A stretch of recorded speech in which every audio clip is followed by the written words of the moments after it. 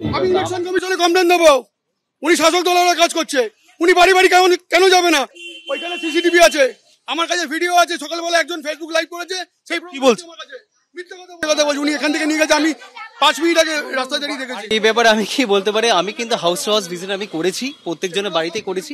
Just কয়েকজনের আছে, ওরা বলছে যেহেতু একসাথে দিতে তৃণমূল কংগ্রেসের থেকে পলিটিক্যাল ভাবে কোনো এইসব কিচ্ছু আনাবের ব্যাপারে, বুঝতে পেরেছেন? আমি কিন্তু গতকাল থেকে কাজ শুরু করেছি, যে 4 নভেম্বর 10টা থেকে, তখন থেকে কিন্তু টিল আজকে অব্দি যতবার আমি হাউস ভিজিট করেছি ততবার আমি টাওয়ার ইস্যু আমি ফেস করেছি। তার জন্য আমার কয়েক মিনিটের লাস্ট কয়েকটা মিনিট আমি আগে তখন আমি কাজটা করেছি। ঠিক আছে, টাওয়ারের সমস্যা হচ্ছে, টাওয়ারের সমস্যা হচ্ছে, এটা টাওয়ারের সমস্যা হচ্ছে। এতে কোনো এখানে কোনো অনিয়ম হয়নি। আমি বলছি সাধারণ মানুষের অভিযোগ পেয়েছেন, অনিয়মই হয়নি। না না, এইখান থেকে কালকে গেছে নাকি জানি না, এইখান থেকে ফর্ম আজকে নিয়ে গেছে। আজকে এখানেই বসে ফর্ম বিলি করছে উনি, আজকে এখান থেকে ওঠেনি, আজকে এখান থেকে ওঠেনি। এখানে কি বাড়ি বাড়ি যাওয়া হয়েছে? যাওয়া হচ্ছে, এখানে সাধারণ মানুষ আসছে, তারা নিজের থেকেই আসছে, এসে নিয়ে যাচ্ছে।